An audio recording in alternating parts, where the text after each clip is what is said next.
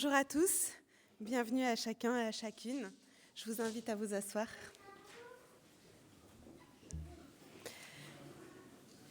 Je vous propose de prier ensemble pour remettre ce temps de culte à Dieu.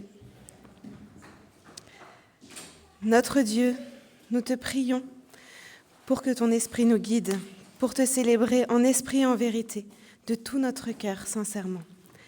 Toi qui nous aimes inconditionnellement, tu sais ce qui remplit nos cœurs à tous, les joies, les sujets de reconnaissance, mais aussi les peines, les douleurs, les maladies visibles et invisibles. Tu sais ce que chacun de nous a à offrir et à recevoir ce matin. Nous te prions pour que chacun ici puisse être comblé par ton amour, apaisé, et que toute gloire et reconnaissance te soient rendues pour tout ton amour. Au nom du Seigneur Jésus, nous te prions. Amen. C'est un plaisir et un honneur d'être avec vous aujourd'hui, dans la maison de notre Père du ciel. Il a prévu des bénédictions pour tous, pour chacun de nous. Et ce qui est réconfortant, c'est qu'il veut prendre les choses en main lui-même. Des fois, on est bien limité par nous-mêmes. Et à ce sujet... Attendez, j'attends que tout le monde s'installe tranquillement. Bienvenue à chacun qui nous rejoint maintenant.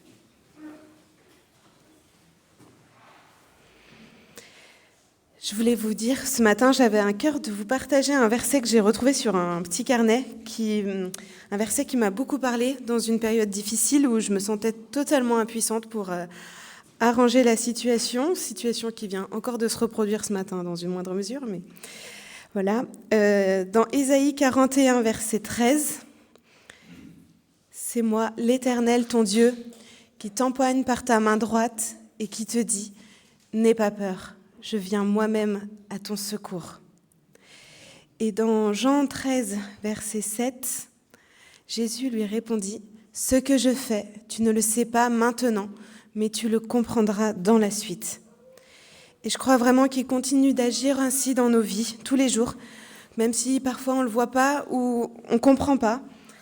Et il a fait la même chose pour nous réconcilier avec lui. C'est lui qui a tout anticipé, tout préparé, en nous délivrant de nos péchés, par le sacrifice de notre Seigneur Jésus-Christ. Ainsi, si c'est possible pour vous, je vous invite à vous lever pour déclarer ensemble notre confession de foi suivant le symbole des apôtres.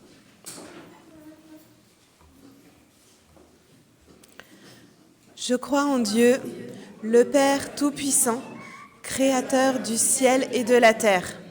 Je crois en Jésus-Christ, son Fils unique, notre Seigneur, qui a été conçu du Saint-Esprit et qui est né de la Vierge Marie.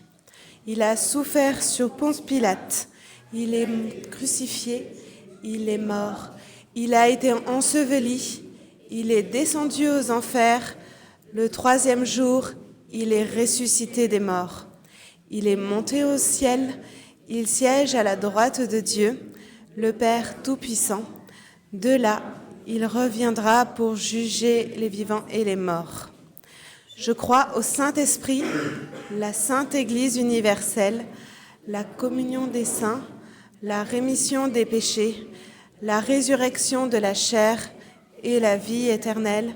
Amen.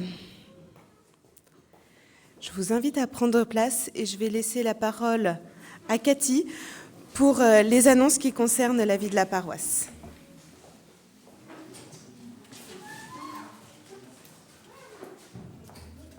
Merci beaucoup Éline, bonjour à tous. Bon alors ce matin, il y a pas mal d'annonces, je vous préviens, juste installez-vous bien parce que je vous fais à la fois les annonces et l'écho du conseil presbytéral qui a eu lieu le 10 décembre. On n'avait pas pu faire les échos du CP avant, donc ça va être aussi ce matin. Donc pour les annonces, toujours nos 2 cultes. Il y a eu le culte de ce matin à 9h30 avec, normalement, moi j'y étais pas, mais la présence du nouveau curé de Mantes qui s'appelle le Père Modeste et qui a pu prêcher ce matin. Donc c'est chouette de pouvoir aussi travailler les liens œcuméniques avec la paroisse de Mantes. Et puis, lundi, il y aura à 20h45 une réunion par Zoom pour les lycéens, étudiants et jeunes adultes. Si vous avez dans votre famille des étudiants, des jeunes adultes qui souhaiteraient avoir comme ça une rencontre par Zoom avec d'autres jeunes, n'hésitez pas à vous renseigner auprès d'Arnaud, lundi 20h45. Il y a mardi le groupe de prière hebdomadaire qui a lieu entre 14h et 15h par Zoom également. Donc si vous avez des sujets de prière ou que vous avez à cœur de rejoindre un groupe d'intercession et de prière, sachez qu'il y en a un au sein de la paroisse et qui se réunit le mardi après-midi. Ensuite, la réunion du mardi soir, c'est le conseil presbytéral qui se réunit à 21h, pour prier également pour vous, pour les paroissiens, pour les sujets du moment d'actualité. Il y a le culte également du jeudi à 10h qui est poursuivi d'un repas. Donc, si vous avez un petit temps le jeudi, n'hésitez pas aussi à rejoindre ce culte. C'est un petit temps entre frères et sœurs, mais vraiment précieux. Et voilà, ça existe, donc n'hésitez pas. Vendredi prochain, les 15-25 ans ont une rencontre au temple d'Anguin. C'est une soirée sur le thème du disciplinat, ou du discipleship en anglais. Et il y aura des missionnaires de jeunesse en mission à cette occasion. Donc c'est 19h sur place à Anguin. Un départ pour ceux qui le souhaitent avec Arnaud, ici, à partir de 18h. Il faut être à 18h pile parce que vous partez, c'est ça, à 18h. C'est à 19h là-bas, donc idéalement, ce serait bien qu'on parte à 18h. Voilà, parce qu'Arnaud, il est toujours très bon en timing. Non, je rigole. C'est bon, je rigole, je plaisante. En tout cas, merci Arnaud d'emmener les jeunes. Et si vous voulez plus d'infos, vous pouvez aller le voir. Ça sera un chouette moment aussi pour les grands jeunes. Samedi 24, c'est le groupe des soignants. Alors, si vous êtes dans le surtout médico-social, vous pouvez vous réunir. Annie, qui n'est pas là ce matin, mais fait des rencontres de prière pour les frères et sœurs qui travaillent dans ce domaine-là. Et donc, samedi prochain, ça sera à la chapelle des Sœurs Bleues à Vernon. Donc, voilà, si vous voulez des renseignements, vous pouvez demander à Arnaud, mais c'est Annie qui s'en occupe. Et ensuite, le même jour, à 19h45, donc samedi 24, il y a une rencontre, une célébration œcuménique qui se tiendra à la chapelle Sainte-Anne. Donc c'est cette communauté catholique qui invite les autres églises, d'autres confessions à pouvoir prier ensemble. Donc voilà, ça c'était pour les annonces. Maintenant, on passe à la partie 2, les échos du culte. Donc notre conseil presbytéral s'est réuni le samedi 10 janvier. Et on démarre toujours ce temps avec un temps de méditation et de prière avant d'entrer dans les sujets un peu plus liés à l'Église. Tévi nous a partagé un texte très parlant sur Job et voilà, ça a beaucoup travaillé nos cœurs, donc merci à Tévi. Et Vanessa nous fait régulièrement aussi un petit point sur les comptes, la situation financière. Et là, notamment, on a parlé de la situation financière de tout 2025, puisqu'on était en janvier, on avait un peu de recul. Et on est un tout petit peu en dessous du budget qu'on avait prévu. Il faut vous dire que quand on avait lancé le budget 2025, on a été extrêmement optimiste. Et on ne regrette pas parce qu'au final, ça n'a pas été trop en deçà de ce qu'on avait projeté. Mais malgré tout, il y a un petit écart tout de même. Donc voilà, il faudra quand même qu'on puisse un peu rétablir ce budget. Mais on est quand même en excédent léger en fin d'année. Donc pas d'inquiétude à ce niveau-là. Et merci encore pour vos dons précieux. Et voilà, cette joie que vous avez à donner, merci parce que vraiment ça aide et c'est au service des projets de cette paroisse. Ensuite, on a toujours un petit point aussi sur tout ce qui est maintenance, sécurité, parce que vous voyez bien, il y a le bâtiment, il est vivant, il y a des choses qui se passent, des choses qui cassent et il faut remplacer. Donc, on a un nouveau chauffe-eau. On a un nouveau chauffe-eau qui a été installé par Andrea et Tévi. C'était l'idée d'un chauffe-eau instantané pour éviter les dépenses énergétiques inutiles quand on n'est pas là. Un chauffe-eau classique, ça se déclenche au bout de quelques heures, ça réchauffe l'eau. Sauf que nous, en semaine, il y a quelques petites rencontres, mais c'est pas non plus très très fréquent. Donc on a voulu aller sur quelque chose d'instantané pour être plus optimal dans l'utilisation de notre énergie. Sauf que il est tombé en panne très rapidement après. Tévi et Andrea ont pu remédier à ça et je ne sais pas l'état actuel du chauffe-eau, Arnaud. Ah, amen. Voilà, ça fonctionne. Mais on est un petit peu vigilant sur ce sujet-là et on réfléchit aussi à une pompe à chaleur éventuelle. Et donc, juste par rapport à ce que tu disais, comme c'est un chauffe-eau instantané,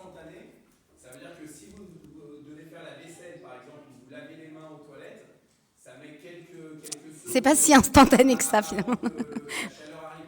En général, il faut compter 30 secondes avant que l'eau chaude commence à arriver. Donc c'est normal qu'au début, vous ayez de l'eau froide, mais après, ça arrive. Voilà, et normalement, on va faire des super économies. C'était ça l'idée. Voilà. On a aussi un projet dont je pense qu'on vous avait parlé, c'était un projet PMR pour les personnes à mobilité réduite, de faire une rampe d'accès. Et il y a des travaux qui ont été faits cette semaine par Stéphane, aidé de Michel et de quelques autres personnes, donc on les remercie. Et je ne sais pas si c'est complètement terminé ou il doit revenir, parce que... Vous l'avez certainement vu, hein, là, le cheminement, là, la rampe PMR, il y a encore des petits trucs C'est ça. pour enlever notamment les bois là, qui servaient pour faire couler la dalle, etc. Mais c'est presque terminé et en tout cas, vous pouvez déjà les utiliser. Vous amusez à monter dans les escaliers, descendre. Bon, en tout cas, on est très reconnaissant pour ça, parce que c'était un projet de l'année dernière et on ne savait pas trop quand Stéphane pourrait le mettre en place. Il y avait des petits soucis de santé, mais voilà, ça c'est fait. Et on envisage aussi peut-être un changement de système de chauffage à long terme, quelque chose d'un peu plus actuel, peut-être quelque chose d'un peu plus économique, qu'on puisse allumer, éteindre à distance. On est sur ce genre de réflexion. On est quand même on est dans une ère où il faut qu'on pense à l'économie d'énergie, qu'on pense à plein de choses. Et là, on est sur du système ancien qui chauffe fort, mais qui mange beaucoup, quoi.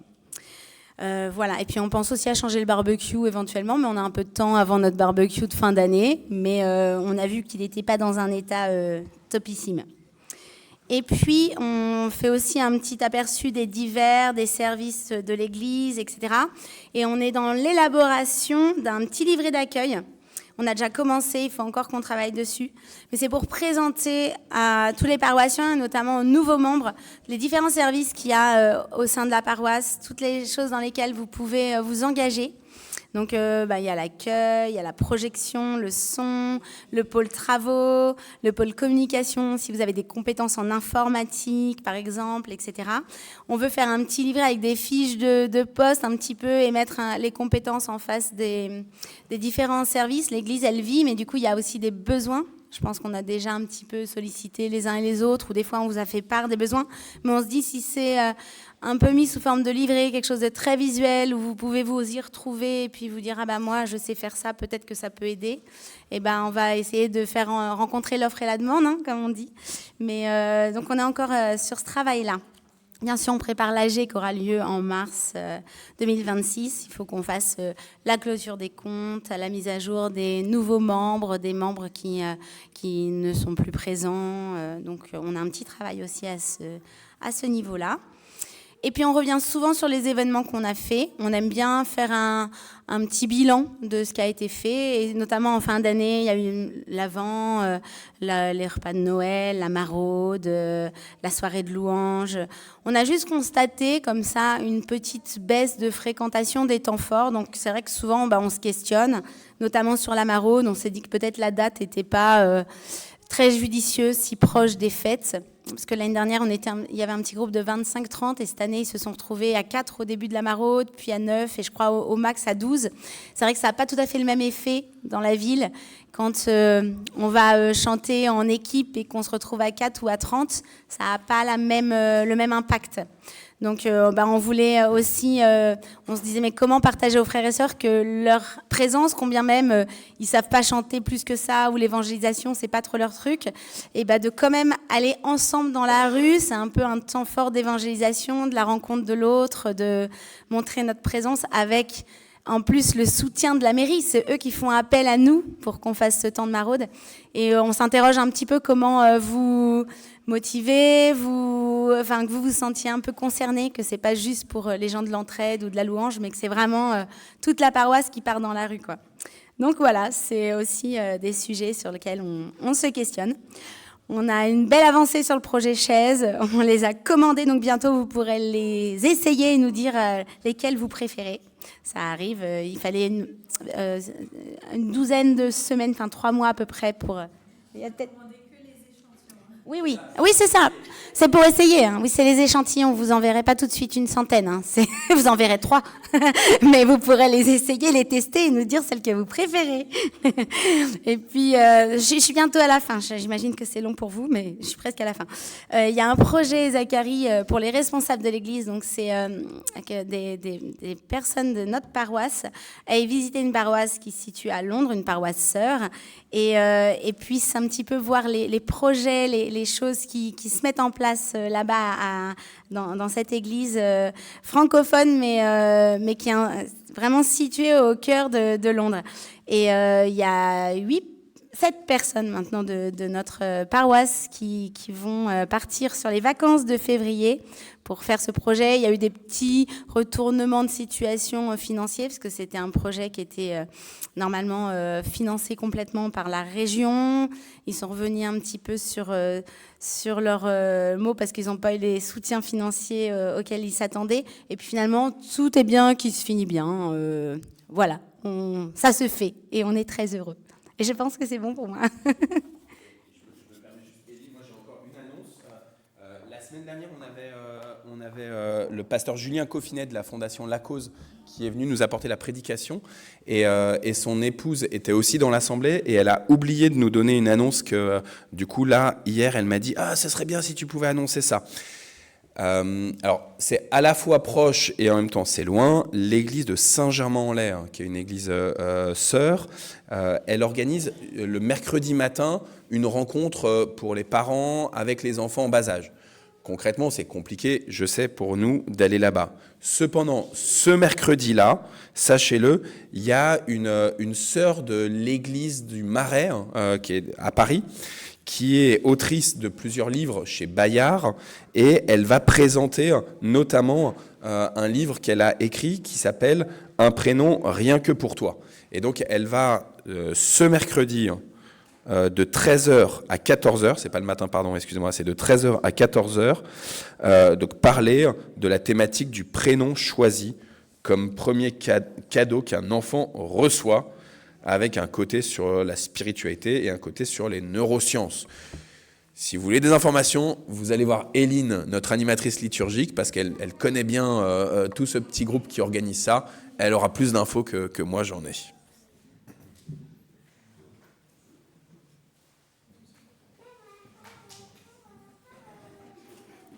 Merci Cathy et Arnaud. Alors, on rentre dans le moment des offrandes. Donc là, je vais solliciter les enfants pour passer parmi nous, pour porter les quêteuses. Raphaël, tu m'avais dit oui. Est-ce qu'il y a un autre enfant qui serait motivé ? Oui, super. Allez, viens, Raph.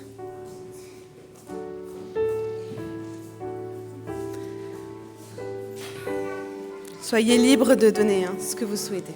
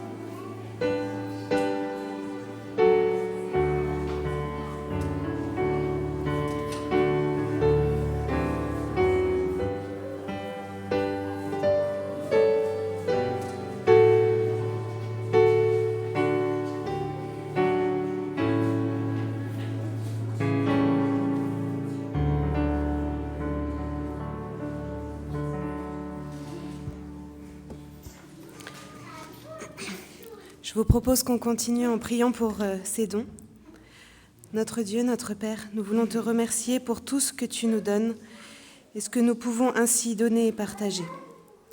Nous te confions la gestion de ces dons. Nous te prions pour qu'ils puissent être utiles pour aider, pour faire du bien en ton nom et que ton évangile puisse être annoncé et vécu à travers ces dons. Nous te prions pour toutes les personnes qui traversent des difficultés financières. Nous te prions de leur donner des solutions, la paix et l'espoir. Nous te prions au nom de notre Seigneur Jésus. Amen. Nous entrons maintenant dans le temps d'écoute de la volonté de Dieu, de repentance et de pardon. Je vous invite à lire ensemble dans la lettre de Paul aux Romains, chapitre 5, versets 1 à 11. Puisque nous avons été déclarés justes en raison de notre foi, nous sommes en paix avec Dieu grâce à notre Seigneur Jésus-Christ. Par lui, nous avons eu accès, au moyen de la foi, à ce don gratuit de Dieu dans lequel nous nous trouvons désormais établis. Et notre fierté se fonde sur l'espérance d'avoir part à la gloire de Dieu. Mieux encore, nous tirons fierté même de nos détresses, car nous savons que la détresse produit la persévérance. La persévérance conduit à la victoire dans l'épreuve, et la victoire dans l'épreuve nourrit l'espérance. Or, notre espérance ne risque pas d'être déçue, car Dieu a versé son amour dans nos cœurs par l'Esprit Saint qu'il nous a donné. En effet, au moment fixé par Dieu, alors que nous étions encore sans force, le Christ est mort pour des pécheurs. À peine accepterait-on de mourir pour un juste. Peut-être même quelqu'un aurait-il le courage de mourir pour le bien. Mais voici comment Dieu nous montre l'amour qu'il a pour nous. Alors que nous étions encore des pécheurs, le Christ est mort pour nous. Donc, puisque nous sommes maintenant déclarés justes grâce à son sacrifice pour nous, nous serons à plus forte raison encore sauvés par lui de la colère à venir. Alors que nous étions ses ennemis, Dieu nous a réconciliés avec lui par la mort de son Fils. À plus forte raison maintenant que nous sommes réconciliés, serons-nous sauvés par sa vie. Mieux encore, nous plaçons désormais notre fierté en Dieu par notre Seigneur Jésus-Christ qui nous a obtenu la réconciliation. Et ensuite, le verset 20. Quant à la loi, il y a tout un morceau sur la loi, c'est pour ça qu'ils font référence à la loi. Elle est intervenue pour que le péché prolifère. Mais là où le péché a proliféré, la grâce a surabondé. Je vous invite à prendre un moment de silence pour que chacun dans notre cœur, nous puissions nous approcher de Dieu et reconnaître devant lui nos fautes, car il nous accueille inconditionnellement et sa grâce abonde.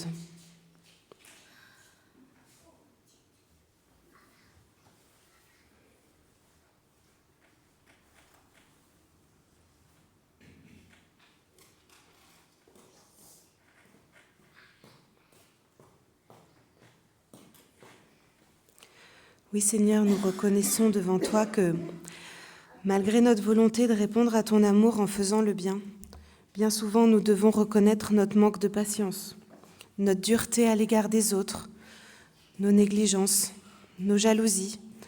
Nous te prions de nous aider à toujours plus vivre selon ton amour que tu verses dans nos cœurs. Aide-nous à renoncer à ces mauvaises pensées, actions et paroles pour suivre ton exemple. Nous te prions d'agir avec ta puissance et ton amour dans nos vies. Au nom du Seigneur Jésus. Amen. Je vous propose de lire dans la lettre aux Éphésiens, au chapitre 1, versets 17 à 21. C'est comme une suite de notre prière. Je demande que le Dieu de notre Seigneur Jésus-Christ, le Père qui possède la gloire, vous donne par son esprit sagesse et révélation pour que vous le connaissiez. Qu'il illumine ainsi votre intelligence afin que vous compreniez en quoi consiste l'espérance à laquelle vous avez été appelés, quelle est la glorieuse richesse de l'héritage que Dieu vous fait partager avec tous ceux qui lui appartiennent. Et quelle est l'extraordinaire grandeur de la puissance qu'il met en œuvre en notre faveur, à nous qui plaçons notre confiance en lui. Cette puissance, en effet, il l'a déployée dans toute sa force. En la faisant agir dans le Christ, lorsqu'il l'a ressuscité d'entre les morts, et l'a fait siéger à sa droite dans le monde céleste. Là, le Christ est placé bien au-dessus de toute autorité, de toute puissance, de toute domination, de toute souveraineté, au-dessus de tout nom qui puisse être cité, non seulement dans le monde présent, mais aussi dans le monde à venir. Louons notre Dieu.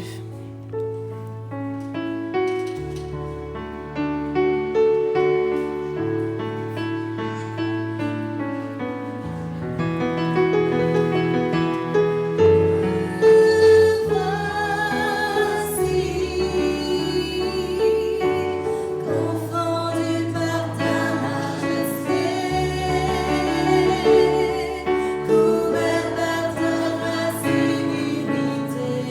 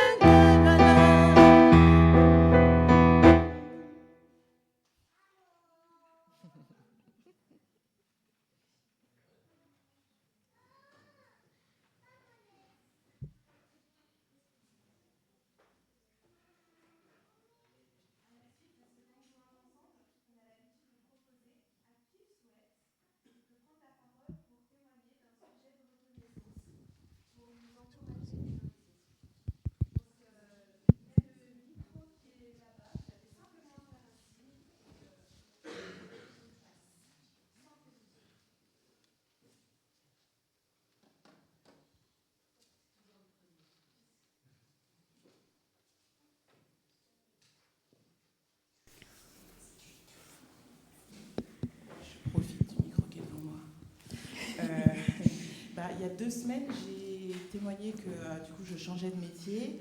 Je voulais juste faire un petit update. Du coup, j'ai commencé donc ma formation pour devenir cuisiniste, conceptrice de cuisine, pardon.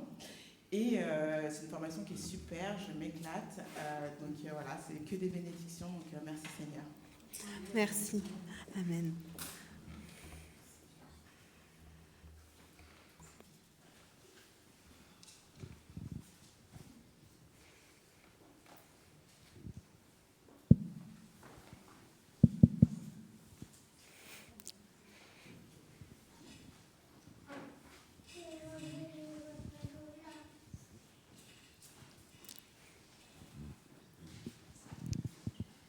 Alors, moi, je rebondis sur ce que Sonia avait dit, parce que la dernière fois, elle avait témoigné de son travail.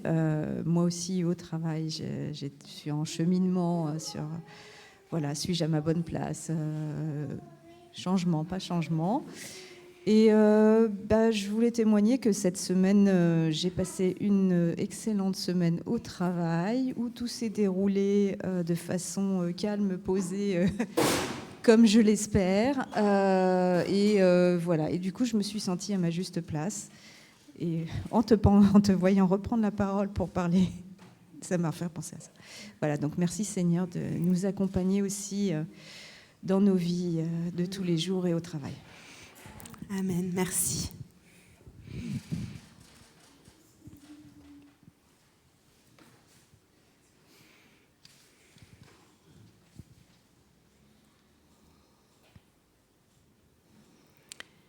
Si vous voulez le garder pour la semaine prochaine, vos témoignages, c'est très bien aussi. Je laisse la place à Arnaud.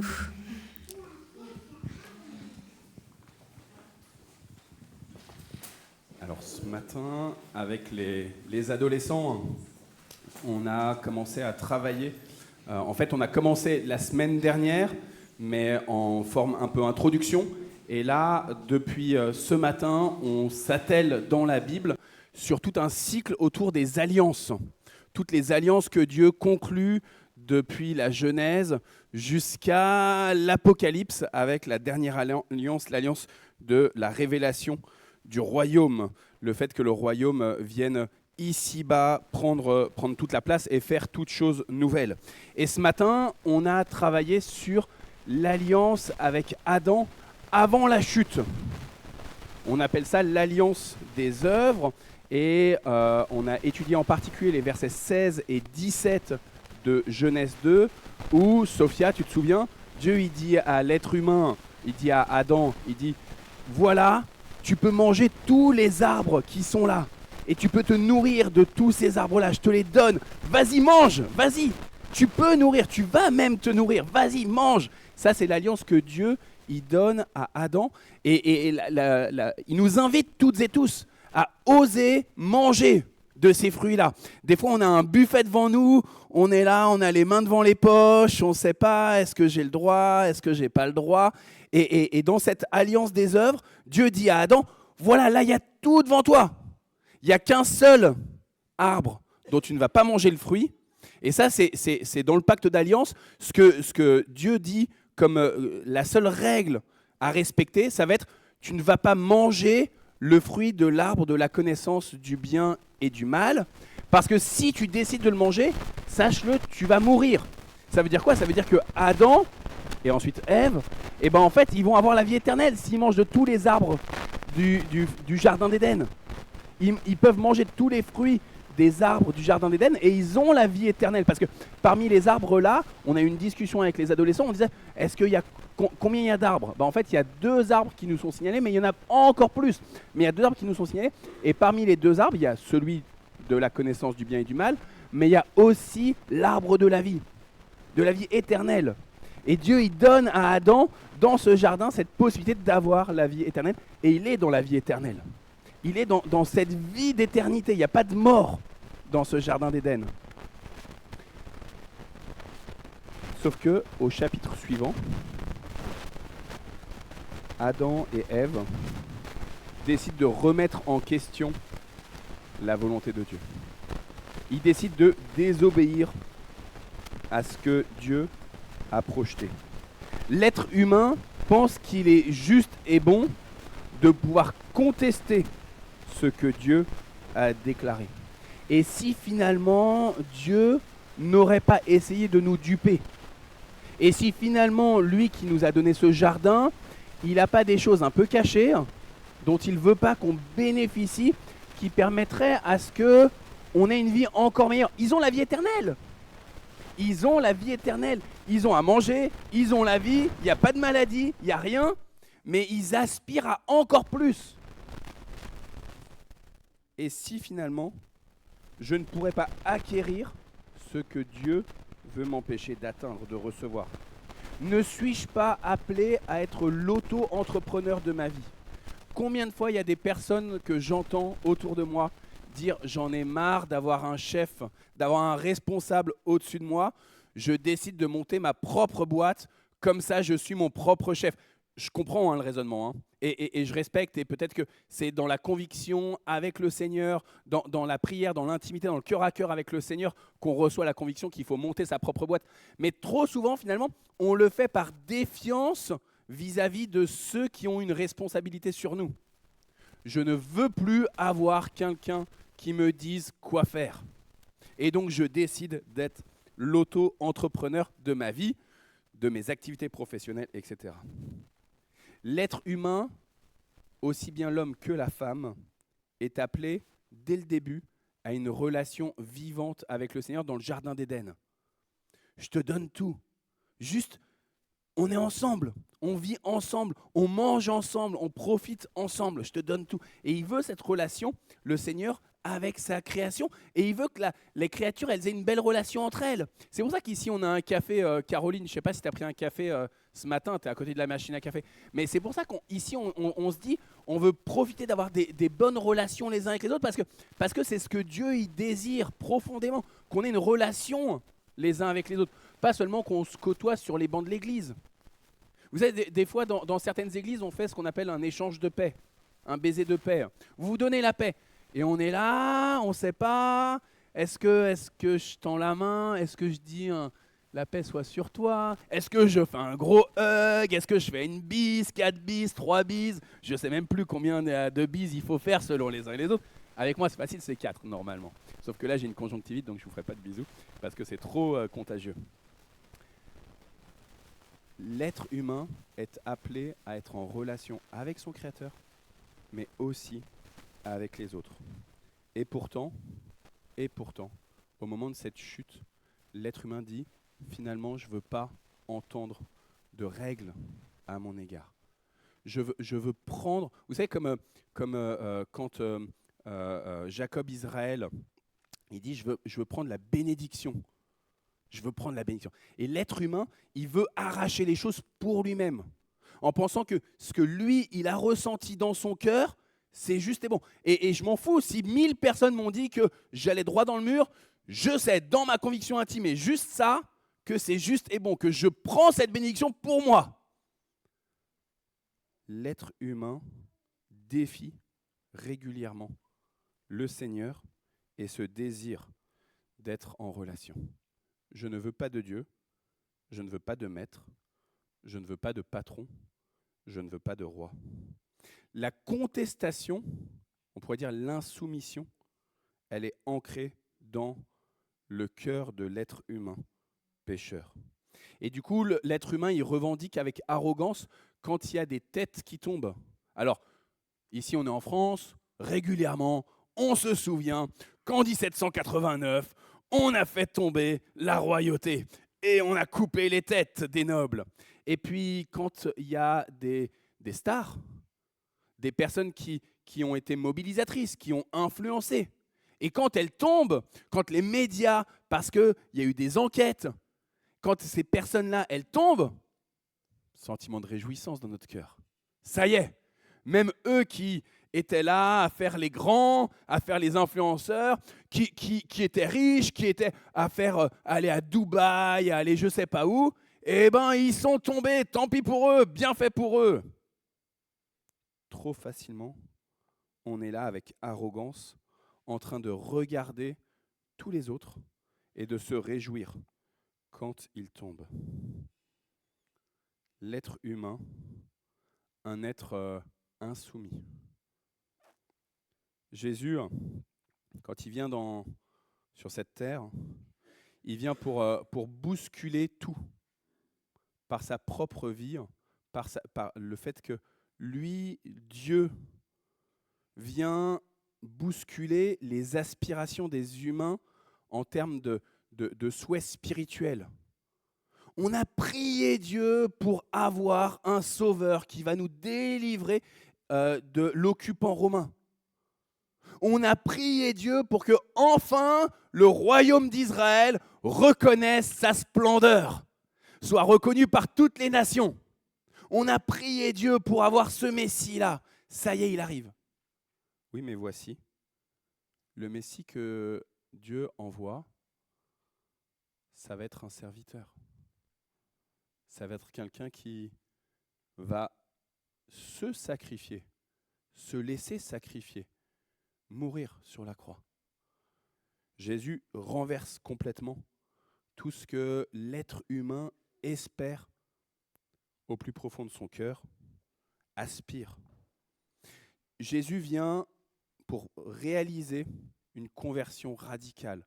Pas seulement une conversion visible, pas seulement le fait que vous n'alliez pas à l'église et que désormais vos amis disent « Oh là là, bah dites donc, Rémi, je le vois plus maintenant le dimanche, il va toujours à l'église, c'est pas possible, hein. On peut plus aller courir avec lui à la butte verte.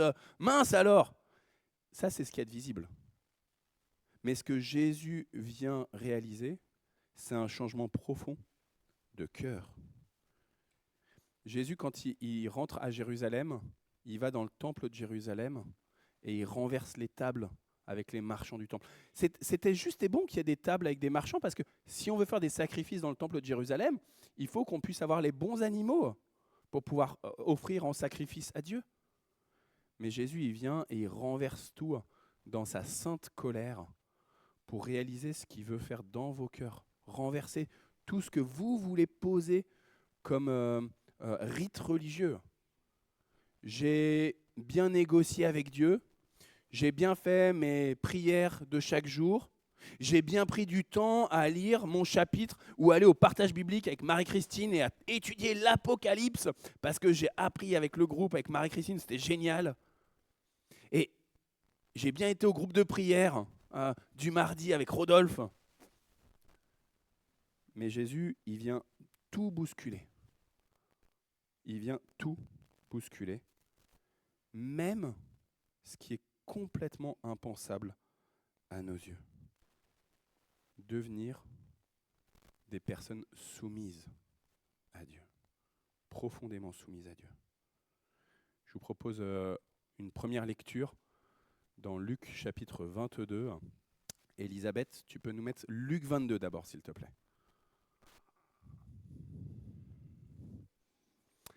Dans l'évangile selon Luc, il y a 24 chapitres, donc imaginez qu'on est vers la fin. Les disciples eurent une vive discussion entre eux.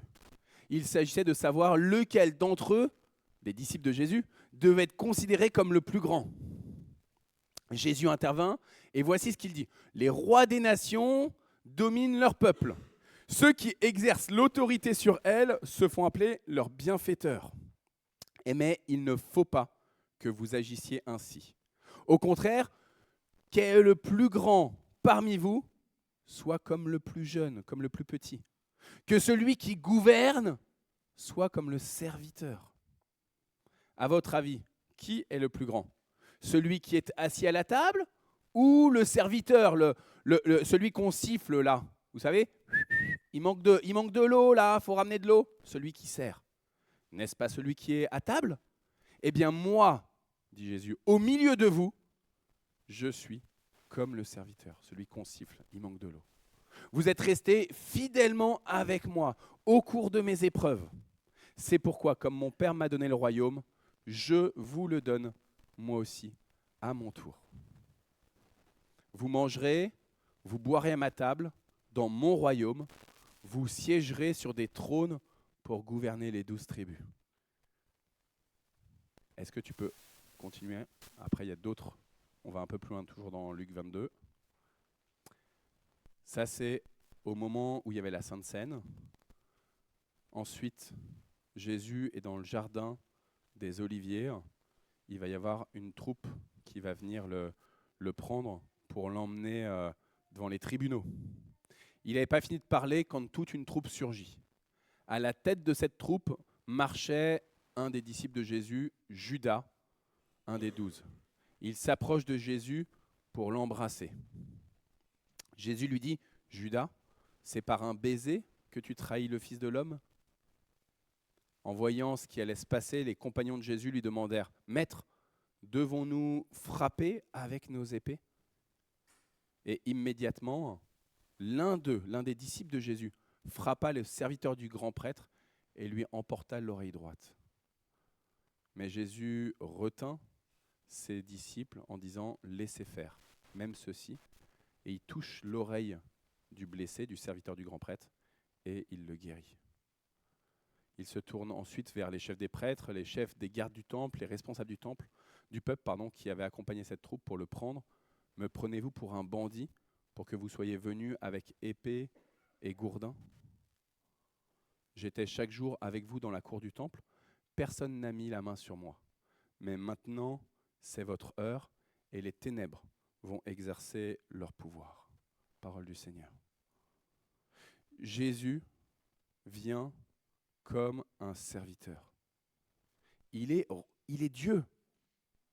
Et l'évangile selon Jean nous dit que c'est même par lui que tout a été créé. Ça veut dire que votre vie à vous-même, elle est un cadeau de Jésus directement. Si vous êtes là sur terre, si aujourd'hui vous respirez, si aujourd'hui vous pouvez venir au temple, c'est parce que Jésus a soufflé, a été la parole créatrice de Dieu. C'est juste grâce à Jésus que vous êtes là ce matin. C'est juste grâce à Jésus que vous avez toute la création autour de vous. Alors ça peut être ce temple qui est bien chauffé, c'est chouette, il fait bon là dans le temple. Mais c'est aussi grâce à Jésus que vous avez peut-être un lieu où vous reposez, une maison, un appartement, mais aussi un lieu dans lequel vous vous engagez, avoir votre nourriture. Grâce à Jésus qui a tout, absolument tout créé. Et sauf que, normalement, ce Créateur, puisqu'on lui doit tout, eh ben on a juste envie de le servir. Ce qui est tout à fait normal, logique, c'est qu'on dise merci à la personne qui nous fait du bien. Et qu'est-ce que je peux faire pour t'aider ? Qu'est-ce que je peux faire moi aussi en contrepartie ? Tu me donnes, je te donne. C'est normal. J'ai envie moi aussi de te bénir. Et j'ai envie moi aussi de te servir. Toi qui as tout créé. Mais Jésus dit, je viens comme un serviteur. C'est moi que vous allez siffler. Si je savais claquer des doigts, je ferais claquement de doigts. Merci Lucas de claquer des doigts. C'est moi qui est le serviteur. Et moi seul. Moi seul. Et alors les disciples, eux, malgré tout, ils restent comme des humains. Ils espèrent quand même attirer un peu l'attention. Ils espèrent gagner un peu plus de visibilité, un peu plus d'influence, un peu plus de likes sur les réseaux sociaux de leur époque. Ils aimeraient bien faire plus de vues sur les TikTok de l'époque. Mais Jésus dit, ne cherchez pas à être les plus grands, les plus visibles. Ne cherchez pas à être ceux qui prennent du pouvoir. Ne cherchez pas à être ceux qui vont être adulés par les foules. Parce qu'il sait très bien que dans le cœur de l'humain, plus on prend de responsabilité, de visibilité, plus la tentation est grande de faire les choses pour se faire admirer encore plus. Pour être reconnu encore plus. Pour être aimé encore plus. Et au lieu d'adorer le Seigneur, eh ben, on se met à s'auto-adorer. Et donc Jésus dit aux disciples, non, ne cherchez pas à être les grands de ce monde. Soyez des serviteurs. Soyez des serviteurs à mon image. Jésus, il n'a pas cherché à être un grand de ce monde. Pourquoi est-ce que Jésus n'a pas cherché à être un grand de ce monde? Il le dit aux disciples. Il dit, j'ai reçu le trône de gloire de mon Père. Il le sait déjà. Il sait que la promesse, elle est là. Il sait que tout ce que le Père a décidé, ça va se réaliser. Pourquoi? Parce qu'il est lui-même la parole du Père. Et donc, il sait très bien que c'est donné. C'est peut-être pas visible encore aujourd'hui. C'est peut-être pas tout de suite là, devant les yeux de ses disciples, devant les yeux des Juifs et des Romains de l'époque, mais il sait que le trône de gloire, il lui est déjà donné. Et il va plus loin, Jésus. Il dit, mais je vous ai choisi. Et vous serez avec moi sur ce trône de gloire.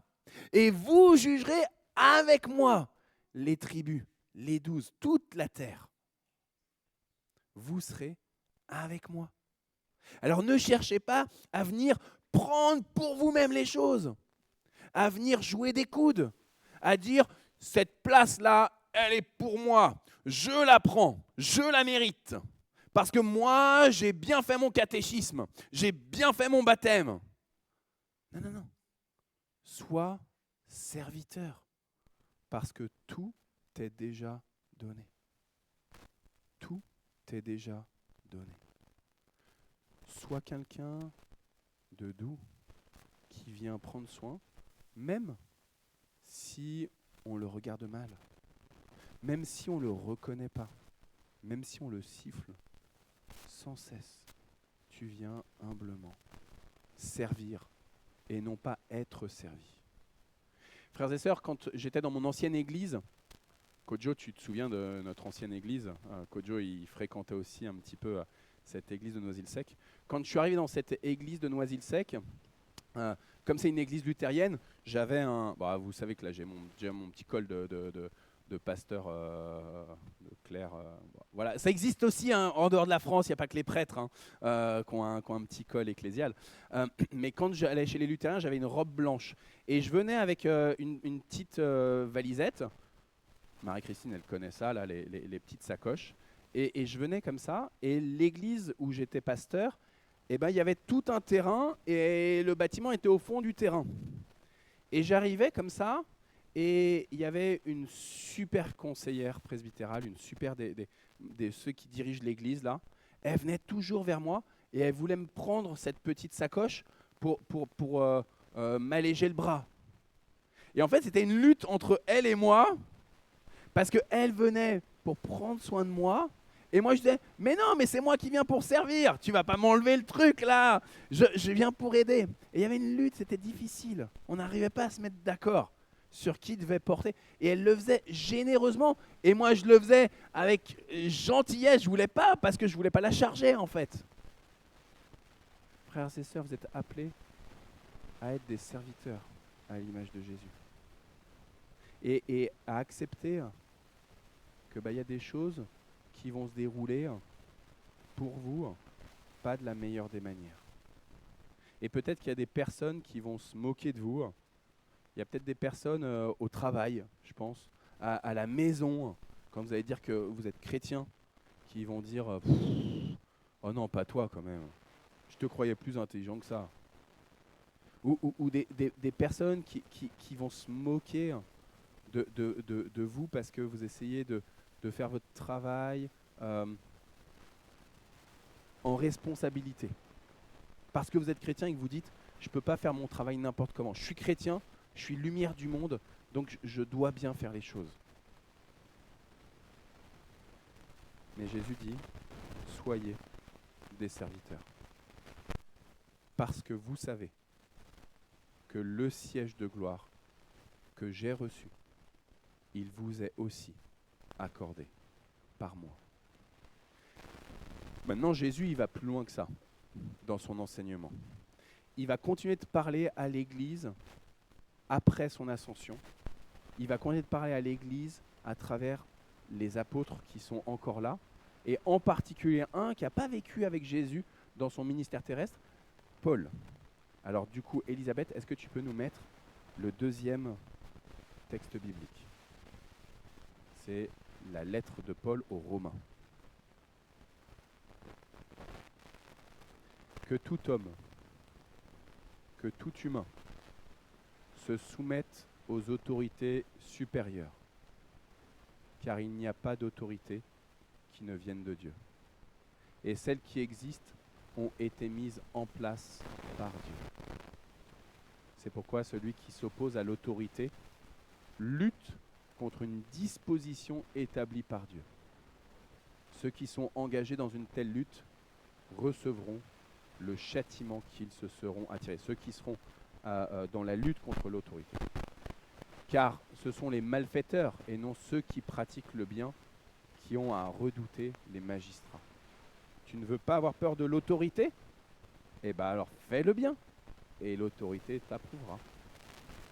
Car l'autorité est au service de Dieu pour ton bien. Mais par contre, si tu fais le mal, redoute l'autorité. Ce n'est pas pour rien que l'autorité peut punir de mort. En effet, elle est au service de Dieu pour manifester sa colère à lui et punir celui qui fait le mal. C'est pourquoi il est nécessaire de se soumettre à l'autorité. Non seulement par peur de la punition, mais surtout par motif de conscience. C'est pour les mêmes raisons que vous devez payer vos impôts. Car ceux qui perçoivent les impôts sont eux aussi au service de Dieu dans l'exercice de leurs fonctions. Rendez donc à chacun ce qui lui est dû, les impôts, les taxes à qui vous les devez, le respect et l'honneur à qui ils reviennent. Parole du Seigneur donnée par l'apôtre Paul. Parole du Seigneur lui-même. Soumettez-vous aux autorités. Il y a quelqu'un dans l'Assemblée qui est inspecteur des finances publiques. Il était content, le frère, d'entendre cette question-là à la fin. Payez vos impôts, ceux qui travaillent pour la collecte des impôts, eh ben, ils travaillent pour le service de Dieu. Le frère qui travaille pour les impôts, là, je l'ai senti là, je ne vous dirai pas qui il est, il y en a qui savent, mais là il s'est dit, ah c'est bien, je travaille pour Dieu. Toutes les autorités ont été voulues par Dieu. Pourtant, il y a des autorités, elles sont iniques. Il y a des gens qui ont été élus, il y a des gens qui ont reçu une place. On se dit, mais attends, mais ils font n'importe quoi. Il y a des gens, ils sont élus, ils se permettent d'aller chercher d'autres personnes qui ont été élues chez eux. Il y a des gens, ils viennent avec des armes, ils viennent avec des hélicoptères, et ils font n'importe quoi. C'est pas possible. Comment est-ce qu'on peut réussir à entendre cette parole de Dieu donnée par l'apôtre Paul? Soumettez-vous aux autorités quand on voit à quel point les autorités commettent du mal. Frères et sœurs, depuis la semaine dernière, on a commencé un nouveau cycle de prédication. Quand la fève a du mal à passer, on y est là. C'est un enseignement de Jésus. Soumettez-vous aux autorités. Et si on n'avait pas entendu tout à l'heure l'évangile selon Luc chapitre 22, de Jésus qui nous dit « Moi qui suis le roi des rois, je me suis fait serviteur, je me suis soumis à toutes et tous. » Et à la fin du chapitre 22, il va venir devant les tribunaux religieux. Et au chapitre 23, il va aller devant le gouverneur Pilate. Et il va se soumettre. Il va se soumettre jusqu'à la mort. Pourquoi ? Parce qu'il sait déjà l'acte 2. Il sait déjà que ce qui se joue ici-bas, ça a une durée limitée. Ça a une durée limitée, frères et sœurs. On a faim ? Oui, on a faim, mais ça a une durée limitée. On a soif, on a froid, on est en prison, en captivité, on est insulté, on est injurié, on est maltraité, on est frappé. Oui, mais ça ne dure qu'un temps. Alors là, c'est facile pour moi de dire ça. Je n'ai jamais été maltraité à cause de ma foi. Je ne fais pas partie des 388 millions de chrétiens, c'est ce qu'on a appris cette semaine, qui en 2025 ont été attaqués en raison de la foi chrétienne. Je suis là, bien au chaud, dans le temple de Mantes. Mais peut-être que demain, en effet, on sera maltraité par les autorités civiles ou par d'autres autorités, d'autres puissances dans ce monde. Et pourtant, Jésus nous dit, soumettez-vous. Soyez serviteurs les uns des autres. Et même, si l'autorité vous semble complètement inique, même si votre N plus 1 ou votre N plus 2 ou votre président de la République fait n'importe quoi. Et même si, à cause de ce n'importe quoi, vous perdez des proches, même si à cause de ce grand n'importe quoi, vous avez des personnes qui meurent autour de vous, et peut-être même jusque dans vos familles. Finalement, c'est vrai que perdre sa vie en raison de sa foi, on se dit, allez, quand on commence à être chrétien, on se dit, ok, moi je suis prêt à perdre ma vie en raison de ma foi. Mais est-ce que tu es prêt, en raison de ta foi, en raison de ce que tu connais Jésus, que tu aimes Jésus, que tu déclares que Jésus est ton maître, est-ce que tu es prêt à perdre toute ta famille? Parce que vous savez, le système mafieux, le système de persécution contre les chrétiens, c'est pas seulement de dire je vais attaquer Claude, c'est je vais attaquer ceux qui sont chers à Claude. Je vais m'attaquer à Marie-Christine. Je vais m'attaquer aux enfants. Je vais attaquer Karine. Je vais attaquer le petit-fils de Claude. Frères et sœurs, est-ce que quand tu choisis d'être chrétien, tu es prêt, à cause de ta foi, à accepter de tout perdre? Job, en raison de sa foi en Dieu, et juste parce que le diable était là, il a perdu ses possessions, il a perdu ses enfants. Est-ce que tu es prêt à ça? Frères et sœurs, c'est un enseignement qui est difficile à passer, hein. Se soumettre aux autorités quand on entend que les autorités, elles peuvent être iniques. Et pourtant, parole de Jésus-Christ, ce trône de gloire que j'ai, qui m'attend, une fois que ce monde est passé, une fois que ce temps qui est dur de passion, que je vais vivre là, que je vais être martyrisé, que je vais devoir porter ma croix, après cela, vient le temps de la résurrection. Après cela, vient le temps de la gloire céleste. Frères et sœurs, cette gloire, elle vous est donnée. Alors n'ayez crainte. N'ayez crainte quant à ceux qui vous persécutent, ceux qui vous maltraitent. Même si c'est votre maire, même si c'est votre conseil municipal, même si c'est un parent. Les filles, même si c'est un parent qui vous maltraite, n'ayez peur. Ça dure qu'un temps. Ça dure qu'un temps. Le trône de gloire est pour vous. C'est une promesse de Jésus-Christ. Alléluia. Amen.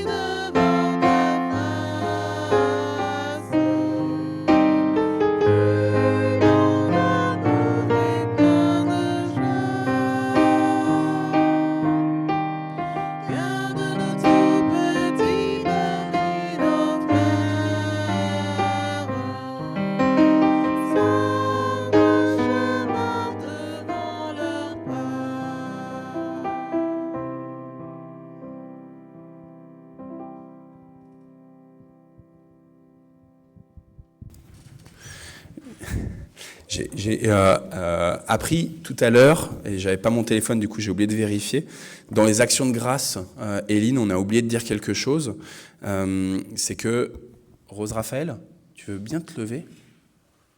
Aujourd'hui, à ce qui paraît, tu as 16 ans. Le Seigneur te bénit, le Seigneur te bénit, le Seigneur te bénit, Rose Raphaël. On est tellement heureux de ce que Dieu te prête vie et de ce que tu viens inonder de lumière, la lumière du Christ, tous ceux qui te connaissent, et notamment nous. Donc sois béni, Rose Raphaël.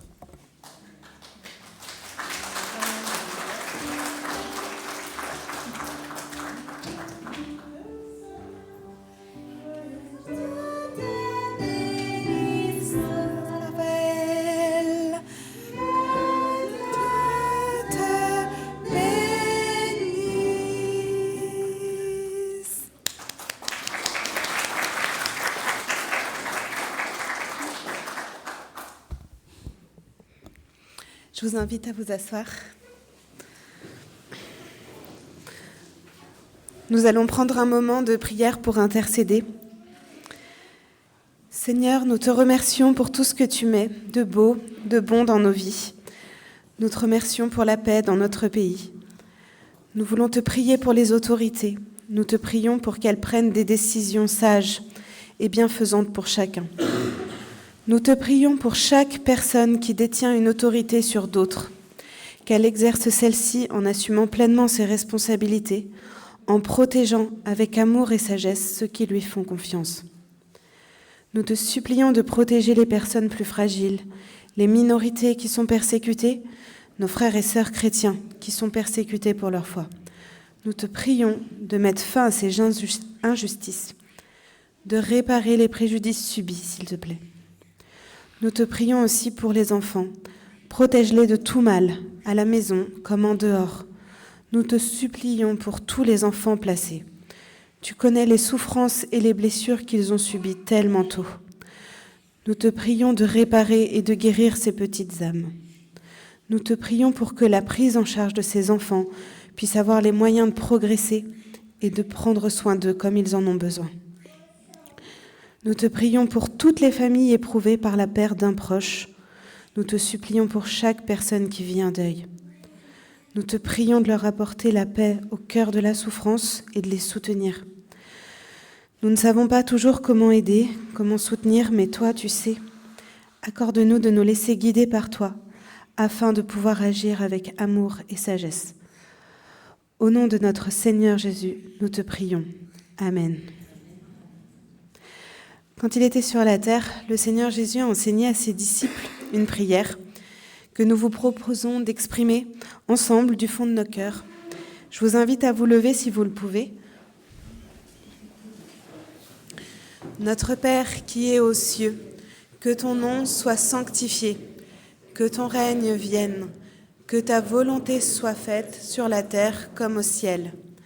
Donne-nous aujourd'hui notre pain de ce jour. Pardonne-nous nos offenses, comme nous pardonnons aussi à ceux qui nous ont offensés. Ne nous laisse pas entrer en tentation, mais délivre-nous du mal, car c'est à toi qu'appartiennent le règne, la puissance et la gloire, au siècle des siècles. Amen. Nous arrivons au moment de bénédiction qui termine ce temps de culte. Avant de chanter le dernier chant, voilà 3 versets précieux de promesses, de bénédiction de notre Dieu que je souhaitais vous partager. L'Éternel marchera lui-même devant toi. Il sera lui-même avec toi. Il ne te délaissera pas. Il ne t'abandonnera pas.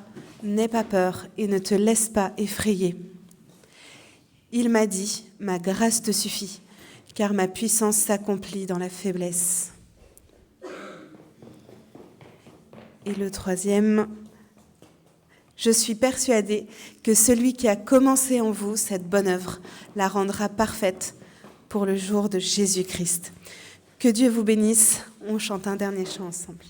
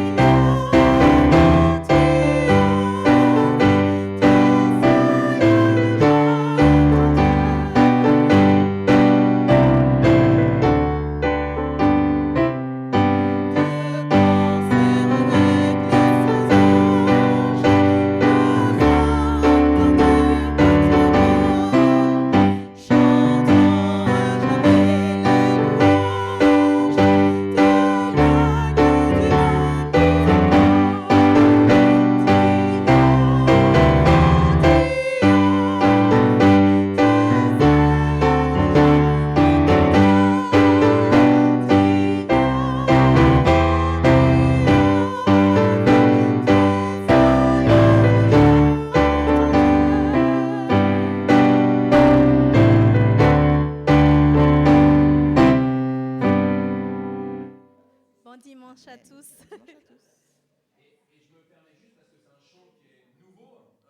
Toi, je vous rappelle que à la sortie, il y a une boîte si vous voulez suggérer des chants.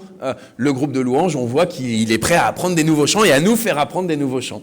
Oui, et justement, ce chant-là, ça faisait partie des suggestions qu'on a reçues dans le petit panier, donc n'hésitez pas.